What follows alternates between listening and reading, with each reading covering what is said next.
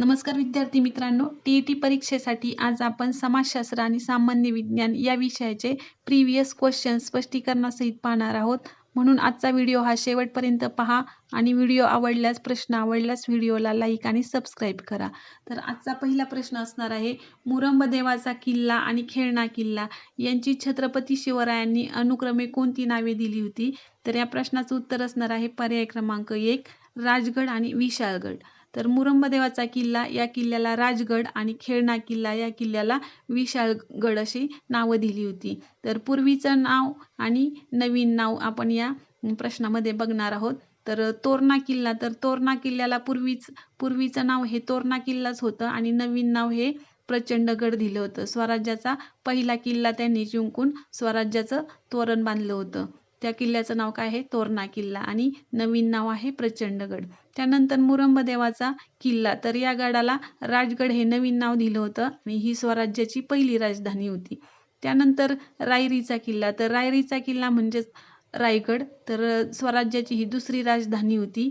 भोरपा डोंगर, तर भोरपा डोंगरला नवीन नाव दिलं होतं प्रतापगड. कोंढाणा किल्ला, कोंढाणा किल्ल्याला सिंहगड हे नाव दिलं होतं आणि खेळणा किल्ला ह्याला विशाळगड हे नाव दिलं होतं.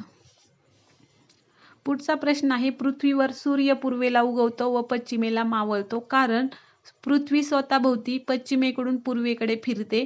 पर्याय क्रमांक 2 या प्रश्नाचं उत्तर असणार आहे. पुढचा प्रश्न आहे, पृथ्वीवर सूर्य पूर्वेला उगवतो व पश्चिमेला मावळतो, कारण पृथ्वी स्वतःभोवती पश्चिमेकडून पूर्वेकडे फिरते, म्हणून पृथ्वीवर सूर्य पूर्वेला उगवतो व पश्चिमेला मावळतो. या प्रश्नाचं उत्तर आहे पर्याय क्रमांक 2. तर या प्रश्नाचं आणखी स्पष्टीकरण पाहू आपण. तर सूर्य, चंद्र, तारे पूर्वेला उगवून पश्चिमेला मावळताना दिसतात, कारण पृथ्वी स्वतःभोवती फिरताना पश्चिमेकडून पूर्वेकडे प्रवास करते. यामध्ये अपवाद आहे, शुक्र हा ग्रह पूर्वेकडून पश्चिमेकडे फिरतो. पुढचा प्रश्न आहे, पितळेची भांडी कोणत्या धातूच्या मिश्रणापासून तयार केली जातात? तर या प्रश्नाचं उत्तर आहे पर्याय क्रमांक 1, जस्त आणि तांबे. पितळेची भांडी ही जस्त आणि तांबे या मिश्रणापासून तयार केली जातात. पर्याय क्रमांक 1 या प्रश्नाचं उत्तर आहे. तर पोलाद कशापासून तयार केलं जातं? तर पोलाद हे लोह आणि कार्बन पासून. स्टेनलेस स्टील हे क्रोमियम आणि लोखंड यापासून तयार करतात. त्यानंतर पितळ हे जस्त व तांबे यापासून तयार होतं आणि 22 कॅरेट सोनं हे तांबे प्लस सोने यापासून तयार केलं जातं. पुढचा प्रश्न आहे, मानवी उत्क्रांतीतील ताठकणाचा माणूस खालील पर्यायातील कोणता आहे? तर या प्रश्नाचं उत्तर असणार आहे पर्याय क्रमांक 1, एप. तर एप मानवी उत्क्रांतीतील ताठकणाचा माणूस होता. तर पृथ्वीची उत्पत्ती ही सुमारे 450 कोटी वर्षापूर्वी झाली. प्रथम ती वायुरूप होती, नंतर घनरूप झाली. मानव हा एप वानरापासून तयार झाला. होमो इरेक्ट्स आणि होमोसेपियन असे 2 टप्पे आहेत. तर होमो म्हणजे माणूस आणि इरेक्ट्स म्हणजे ताठकणाचा. होमोसेपियन म्हणजे बुद्धिमान माणूस. चा प्रश्न आहे, खाद्यतेलाचे रूपांतर वनस्पती तुपात होते, त्यावेळी खालील पर्यायातील कोणती प्रक्रिया घडते? तर खाद्यतेलाचे रूपांतर वनस्पती तुपात होते, यावेळी ऑक्सिजन मुक्त होतो. पर्याय क्रमांक 2 या प्रश्नाचं उत्तर आहे. पुढचा प्रश्न आहे, पर्यायातील कोणते गोड्या पाण्याचे सरोवर नाही? तर पर्याय क्रमांक 2 मध्ये सांबर हे गोड्या पाण्याचे सरोवर नाही. तर सांबर हे राजस्थानमधील खाऱ्या पाण्याचे सरोवर आहे. पुढचा प्रश्न आहे, अणूंमधील इलेक्ट्रॉन वस्तुमान प्रोटॉन्स व न्यूट्रॉन्सच्या वस्तुमानाच्या तुलनेत कसे असतात? तर या प्रश्नाचं उत्तर असणार आहे पर्याय क्रमांक 2, फारच कमी असतात. तर अणूंमधील इलेक्ट्रॉन वस्तुमान प्रोटॉन्स व न्यूट्रॉनच्या वस्तुमानाच्या तुलनेत फारच कमी असतात. पर्याय क्रमांक 2 या प्रश्नाचं उत्तर आहे. तर अणूंच्या संरचनेमध्ये प्रोटॉन, न्यूट्रॉन आणि इलेक्ट्रॉन हे मूलकण असतात. अणूंच्या केंद्रकामध्ये प्रोटॉन व न्यूट्रॉन असतात, यांना न्यूक्लियॉन म्हणतात. चा प्रश्न आहे, पर्यावरणवादी कार्यकर्ते राजेंद्र सिंह यांच्याशी संबंधित बाबी खालीलपैकी कोणत्या आहेत?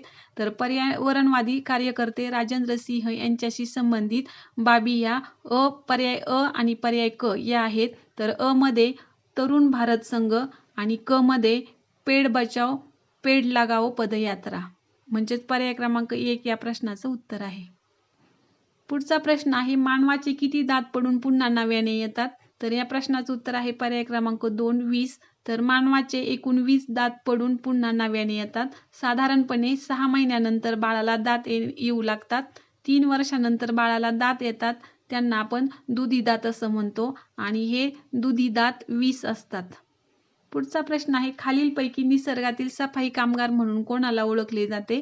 तर या प्रश्नाचं उत्तर असणार आहे पर्याय क्रमांक 4 वाळवी व घार. तर निसर्गातील सफाई कामगार म्हणून वाळवी व घार यांना ओळखले जाते. आणखी काही सफाई कामगार आहेत तर वाळवी, घार, कावळा, गिधाड, डुक्कर आणि तरस. प्रश्न आहे, खालील पर्यायातील प्राण्यांच्या सर्वसाधारण आयुर्मानाप्रमाणे उतरता क्रम लावल्यास सुरुवातीपासूनचा दुसरा प्राणी कोणता आहे? तर यामध्ये आपल्याला घरमाशी आहे. तर घरमाशीचा कार्यकाल हा 1 ते 4 महिन्यांचाच असतो, म्हणजे तिचं आयुष्य हे 1 ते 4 महिन्यांसाठी असतं. शहामृग, तर शहामृग हा 50 वर्ष जगतो. कुत्र्याचा कार्यकाल 16 ते 18 वर्ष कुत्रं जगतं आणि हत्ती कार्यकाल आहे 70 ते 90 वर्ष एवढं हत्तीचं आयुर्मान आहे. तर यामध्ये शहामृग हा प्राणी 50 वर्ष जगतो आणि 1 नंबर आहे हत्ती. तर हत्तीचं आयुष्य हे भरपूर आहे आणि त्यानंतर शहामृगचं 2 नंबरला आहे. म्हणून या प्रश्नाचं उत्तर असणार आहे पर्याय क्रमांक 1 शहामृग. पुढचा प्रश्न आहे, जागतिक आरोग्य दिवस कोणत्या दिवशी साजरा केला जातो? तर जागतिक आरोग्य दिवस हा 7 एप्रिल रोजी साजरा केला जातो. पर्याय क्रमांक 4. तर 28 फेब्रुवारी हा विज्ञान दिन आहे आणि 10 जून हा काय आहे?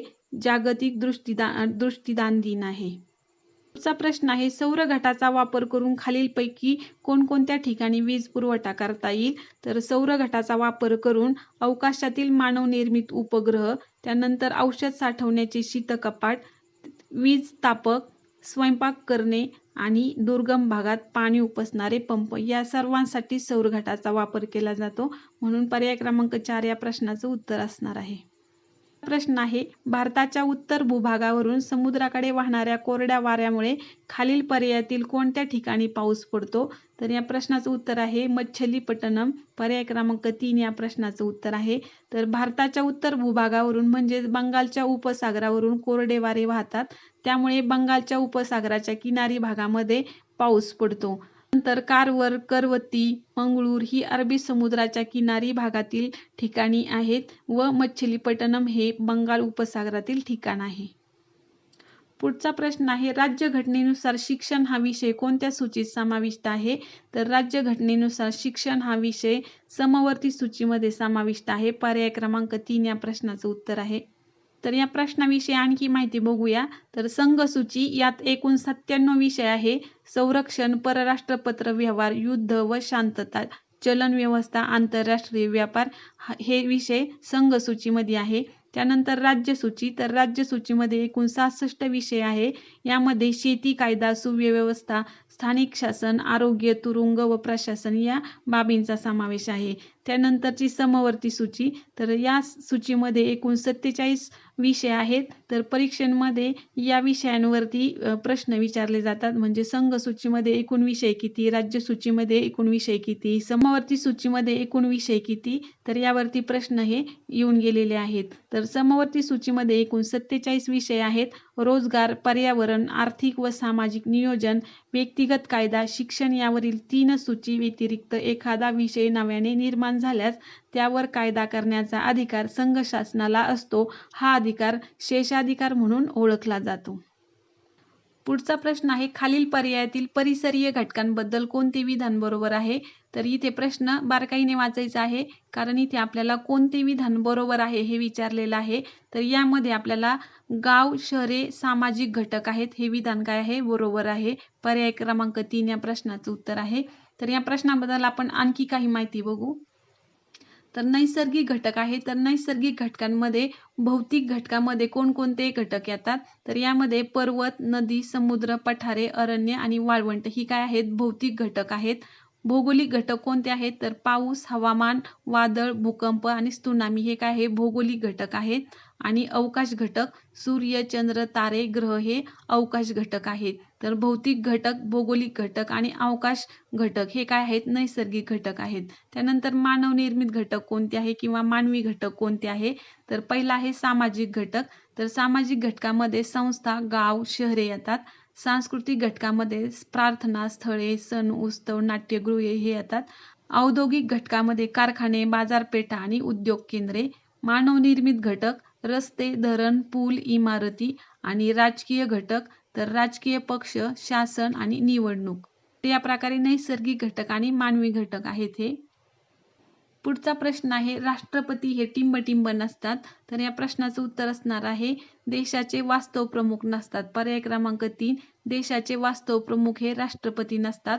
तर देशाचे वास्तव प्रमुख हे कोण असतात? पंतप्रधान असतात. देशाचे वास्तव प्रमुख हे पंतप्रधान असतात. तर राष्ट्रपती हे केंद्र शासनाचे कार्यकारी प्रमुख असतात.